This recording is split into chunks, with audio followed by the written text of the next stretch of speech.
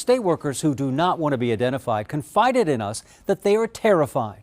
There are some 4,500 employed at the State Center, and they were notified Friday through an email that they will be teleworking until at least the end of the day Wednesday. And according to DGS officials, periodic testing discovered elevated levels of Legionella at one building at State Center.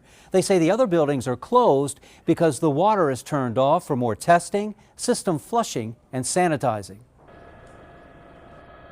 11 News investigates this learned during routine maintenance. Elevated levels of Legionella bacteria was discovered at 201 West Preston Street.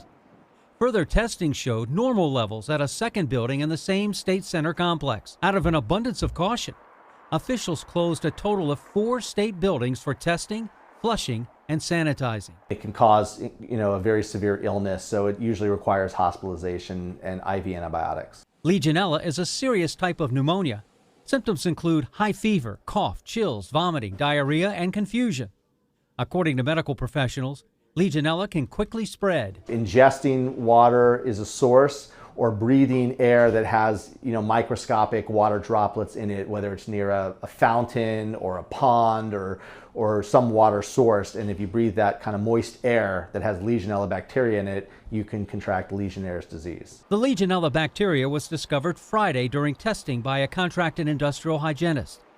According to an email obtained by 11 News Investigates, the impacted buildings are 201 West Preston, 300 West Preston, 301 West Preston, and 1100 North Utah Street. The email advises, out of an abundance of caution, DGS is recommending that employees working at these buildings telework from Friday, November 8th to the end of the day Wednesday, November 13th. For those who cannot telework, administrative leave will be granted. We spotted this water delivery Tuesday to one of the impacted buildings. According to the email, DGS is providing bottled water and hand sanitizer to those who must report to work. Medical experts say people with chronic lung problems or weakened immune systems are most at risk. Health conditions and a history of smoking, anything that typically would make them more susceptible to other respiratory illnesses also makes them more susceptible to both catch and not do as well if they do catch Legionnaires. So far, there are no reports of anyone getting sick. The email advises employees of the teleworking time period may be adjusted pending remediation and further test results. Reporting live from the newsroom, David Collins, WBAL TV 11 News.